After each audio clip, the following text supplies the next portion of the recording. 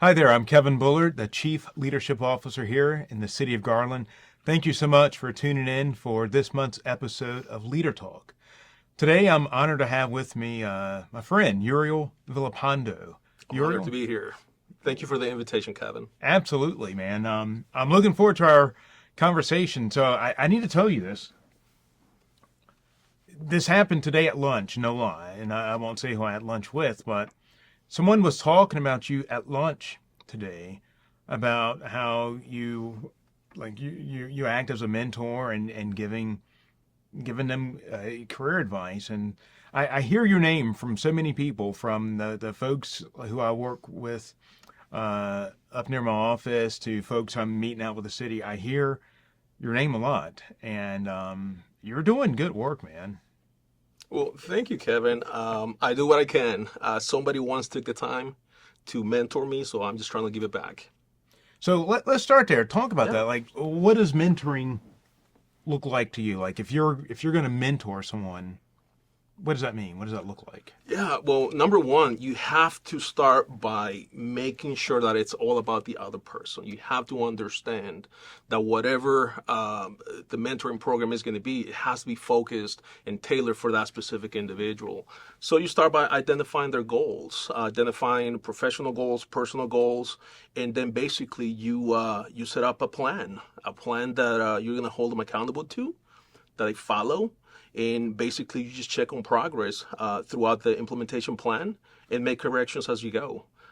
That's been my experience both in the military and the private sector, and I found that to be pretty effective. So, like I said, it's a really good way for me to give back. Right, right. All right. Well, you mentioned the private sector, and we'll say some about that in a bit. And I've got some military questions for you as well. Yeah. So we'll get to those. So thank you for your response about mentoring. That was completely off the cuff, but I'm glad you said that. It was good. And I'm hopeful it will be helpful to some folks who've been talking to me about mentoring and asking about it. So tell me about your role as sanitation director. What does that look like day to day? How many folks are on your team? Just invite me into that world. Yeah, so I lead a team of 117 amazing employees, and I oversee waste and recycling collections for the nearly 250,000 residents of Garland and almost 2,000 businesses. A typical day starts at around 6:15 in the morning when I get to the office. Start checking emails, identifying challenges for the day, identifying priorities for the day, looking at equipment and personnel availability, collaborating with supporting departments to make sure that we have the resources that we need Mm-hmm. to take care of our residents. I believe that our job to provide safe and efficient and affordable sanitation services and being fiscally responsible is how we contribute towards the city's mission as a whole. Right. All right. Now, help me with this, okay? So, I've worked in the public sector and I've also worked in private sector. And one of the things I found was that when I came into the public sector, there seemed to be like a different cadence, I'll say, from private sector. And things tend to move a little bit faster. Tell me how you made that adjustment coming from the private sector into the public sector. So you making waves without like causing too much of a disturbance and people saying, "Oh, we can't do that here. We don't do that here. You're moving too fast." How did you make that transition? Yeah, I think the priorities have to shift a little bit different.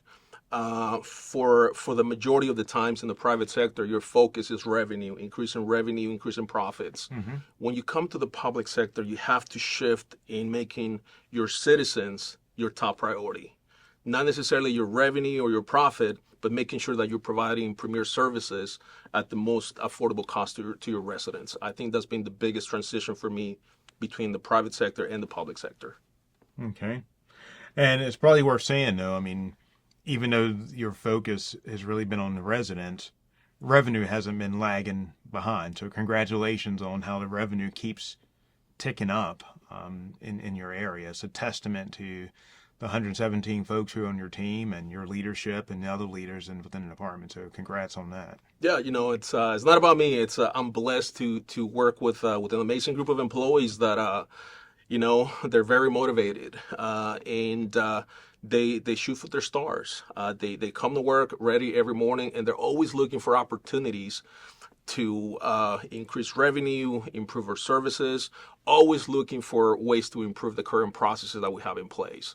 Revenue has been one of the priorities that we've been focusing on, and we're very lucky that we've been able to increase revenue and in return subsidize residential services for our customers, which allows us to maintain one of the lowest rates in the Metroplex Right. for sanitation services.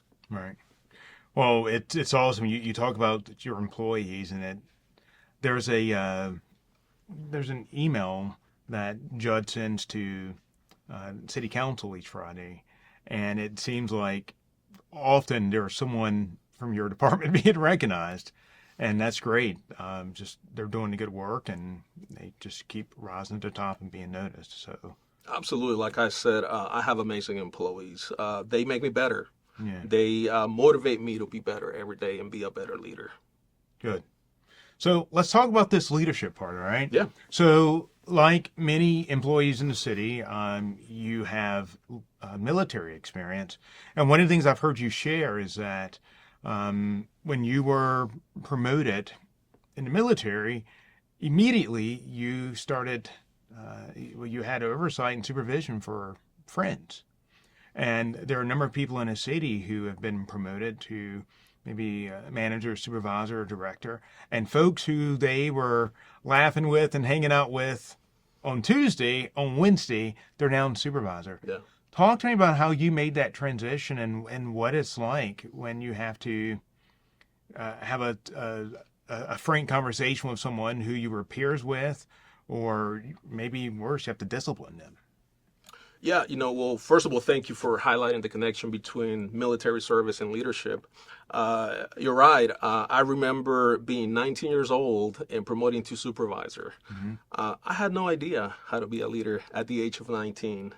And you're absolutely right. I was faced with multiple situations where I had to discipline the guys that were my friends when we were the same rank. So I was very fortunate to be surrounded by some of the most amazing military leaders. And they took the time to really take me under their wing, mentor me, really invested in me to make sure that I learn all the basic but also the essential skills that you need to be a leader. Accountability being one of them. It's one of those things that as a leader you have to be ready to accept and hold everybody accountable. At the end of the day, as a leader, you have to be fair with everyone. Right. Sometimes that includes when you have to discipline your friends. Have you had much pushback on that here within the city? And I'm not asking for any like particular names, but just any situations where you folks are like, who? They know you're the supervisor, but it's still kind of like this thing of like, well, who do you think you are? I mean, how have you handled that? No, I take a different approach in the way that before I discipline someone, I start looking at the things that I could have done better to prevent getting to that point. Yeah. And I also start looking at the full picture. Rather than looking for blame, we start looking at opportunities for improvement. How can we make sure this doesn't happen again? We are a family in the sanitation department, and the approach that I take is I wouldn't fire my son, so I'm not going to fire one of my employees. So I treat them as family, and I treat them in a way that we're going to build from this issue, from this incident, and we're only going to get better. And when you take that approach, the response that you get is amazing. Yeah. They see that you truly care about them. Right. I love that, and I want to take the moment to distinguish a distinction called being cause and a matter. And essentially, it's this situation has happened. So in your case, is this employee may not be performing up to the level that he or she should. That's what happened. That's the first thing, to acknowledge that it happened. The second thing is to see what role you played in it. And that's what you just Absolutely. said. You have to. You have to. Did you take all the steps necessary to make sure that that employee was properly trained before that employee made a mistake? And if the answer is no, then you got to start with you. Yeah. So that's the approach that we take in my team. And like I said, it's been pretty effective over the years. Well, I can certainly see how it would be effective. This is my speculation, and really, let me just speak for me. I can think of times when I saw something that was wrong. Like now, I can think like whether it was at a previous job or at home or something. Something wasn't the way I thought it was supposed to be or the way I expected it to be. Right? And I can recall thinking, well, if I look at me to see what role I played in it, then I look wrong, and I'm supposed to be the boss or in charge or what have you. But I get you, and then one of the things I've started to do is like ask, what role did I play in this? And it's so empowering because I love what you said. Instead of just a finger pointing the other way, it's like, let me look here, let me Yeah, pause and look here.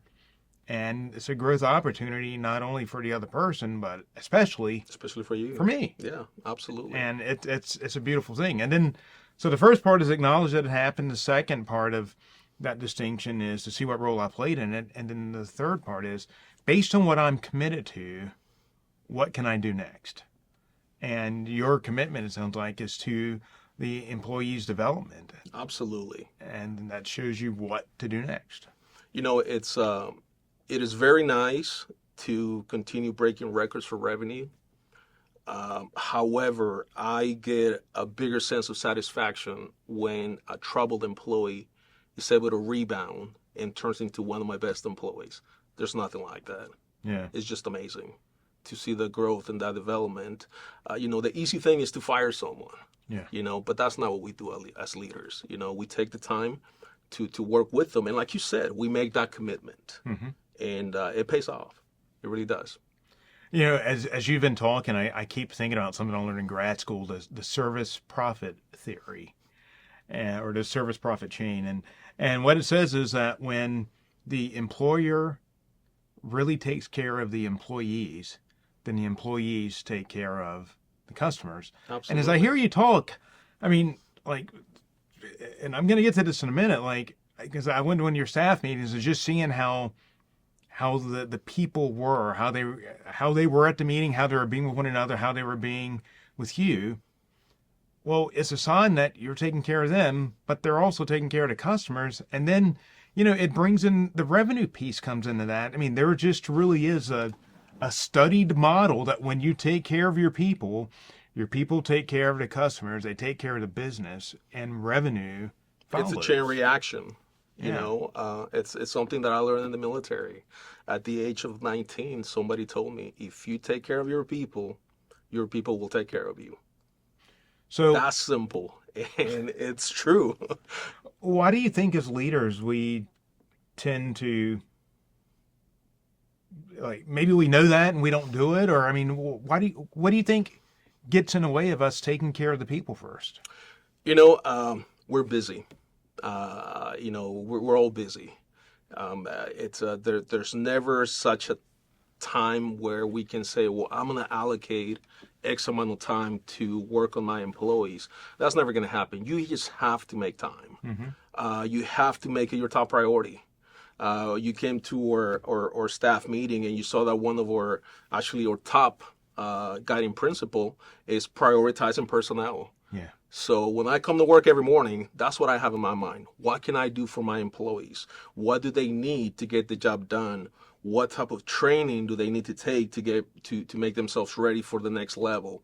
So when you apply the mindset, it just everything just falls into place. Yeah. Now, I was going to get to the staff meeting, the 7 guiding principles. I'm glad you brought it up. And I want to ask this. So I was a guest at the staff meeting, as was one of my other colleagues. I mean, is that open for folks who would just like to see? Absolutely. Yeah. We've actually had several several directors and managers and supervisors from other departments that they've heard about the staff meeting, and they wanted to see if they could come to our meeting and get a thing or two that they could take to their departments and also implement them. So absolutely, that's open to everyone. Excellent. Well, I told you this. I'm going to say it again for the benefit of everyone who's watching. The thing that impressed me the most, there was a lot that was impressive, but when I got there, everybody was already there 5 minutes before the meeting started. They're just sitting there quite ready. The meeting starts, everybody's engaged. And there's the seven guiding principles, and there's a leadership part. And you're talking about building the stage and how the seven guiding principles all fold into the building the stage so the residents of Garland can live their best lives. And it was just, I loved how integrated what you were doing locally was with what's happening globally in the city. I mean, it was a great tie-in. And that your folks were like, it wasn't just, it was clear to me, it was 8 a.m. and it was clear to me this wasn't just another meeting. Just like, all right, well, be glad when this is over. Folks were in the meeting, and it was awesome. Yeah, they enjoy those meetings. Yeah. They're very interactive, as you saw. And more than anything, I think that my employees have been able to see the difference. From let's say 5-6 years ago, as we've implemented these new initiatives, they have a very positive effect. And when you operate with a positive mindset, it kind of, like I said, just trickles down to your employees. And all of a sudden, you end up with a group of happy and productive employees. Right. And at the end of the day, that's what it's all about. So when they come to these meetings, they're ready to learn. They're ready to contribute. They're ready to provide ideas. And I think that's what makes it so productive more than anything. Right. All right. So I'm a firm believer that whenever you see someone who's doing well, whether it be in their leadership or their career, no matter the industry, like they've got a story. There's something that happened at some point that was upsetting, like something broke somewhere along the way. There was a mistake of some sort that they learned from and they harnessed it to actually step ahead. Yeah. And so my question for you is, tell me about a leadership mistake you made or something that happened and you learned from it and it's helped you be the leader that you are today. So many, Kevin. Huh. Let me start by saying this. This is one of the things that I share with my employees almost in every meeting. Mistakes, the good thing about mistakes is that they provide an opportunity for growth. Mm-hmm. They provide an opportunity for us to learn something. So that's the one thing that I like about when somebody makes a mistake, instead of being upset about it, I open up with that. Hey, listen, we're going to learn from this. So be happy about that. Without a doubt, probably one of the biggest mistakes that I've made as a leader was whenever a major decision had to be made. Many times I didn't solicit feedback from my employees. Okay. As leaders, there's this mentality of we get paid to make the difficult decisions, and we do. But we have to keep in mind our employees, especially if they're going to be impacted by those decisions. So, a lot of times when you have employees that are being resistant to change, it's for that reason, because their opinions, their emotions are not being considered as part of that decision. Mm-hmm. So that's one of the things that, somebody had to point that out to me. I took a step back and I said, you're absolutely right. So, I'm glad that it happened because it made me a better leader. As I said, it provided an opportunity for me to grow. So now whenever we have a significant decision that needs to be made, I present it to my employees, I solicit feedback, and I take it one step farther. Mm-hmm. I ask if there's any of my employees that wants to take the lead and actually implement the solutions.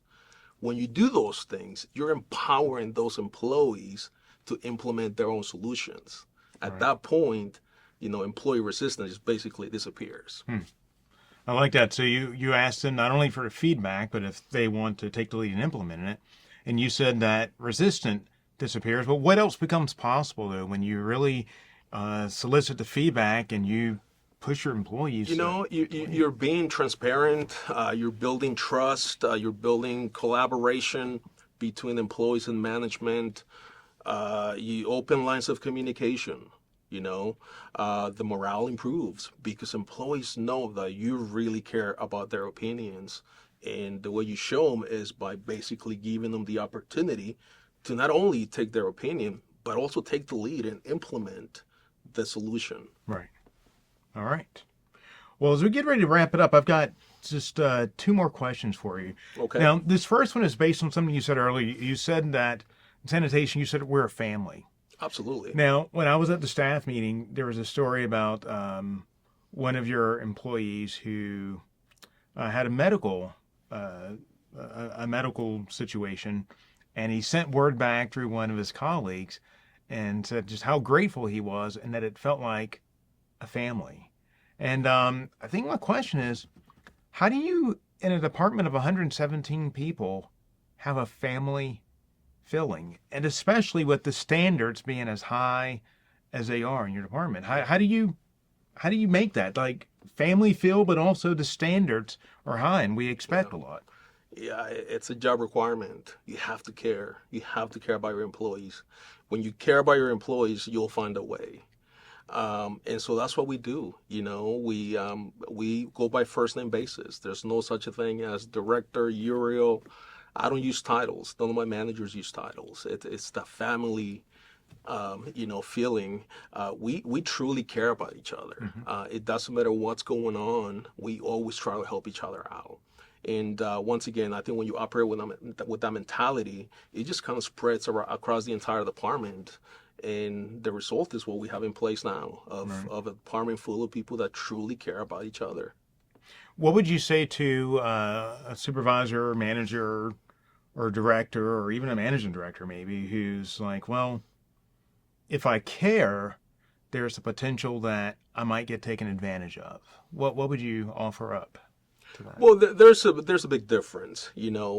Caring about someone, as I mentioned earlier, you care about someone's professional development, making sure that they have the resources needed to get the job done, caring about having a positive workplace culture. All of that is caring about the employee, but at the same time, you have to hold everyone accountable, including yourself.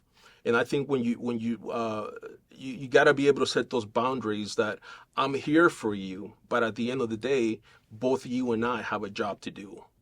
My job is just a little bit different than yours, but I'm here for you. If you need anything to do your job, if you have any personal issues, whatever resources you need to get the job done, I'm here for you. And if I don't have the resources, I reach out to someone that might be able to give me those resources, and we'll get you taken care of. I think that's where you set the difference, and you're not going to have any issues, any conflict of getting too close to employees. Got it. All right. Well, thank you. So here's the final question. I asked you about folks being able to visit your team meeting, and you said absolutely. Let everybody know when it is, what time. So right now we're doing it every other Tuesday at 8 a.m. At the sanitation transfer station. Okay. Anybody that's interested in coming out and joining us, just being a guest, they're more than welcome to. They just have to send me an email. I'll send them the dates, and we'll love to not only for them to come out and see us around our meeting, but also I love getting feedback. So anybody that can come out and say, "Hey, Uriel, have you thought about doing it this way?" I love those opportunities. So everyone is welcome to attend. Excellent. Awesome. Well, thank you for the time today, and just thanks for the job you do. You do a good job, but even more than that, thank you for being open to feedback. I think that's how we get better, just by being open to feedback. So Absolutely. I appreciate it. Absolutely. All right. Well, thank you for the invitation, Kevin. I enjoyed it. Absolutely. And thank you so much for being with us today. Be sure to join us next month when we do our next Leader Talk. Until then, keep leading and care for your people like Uriel said. See you later.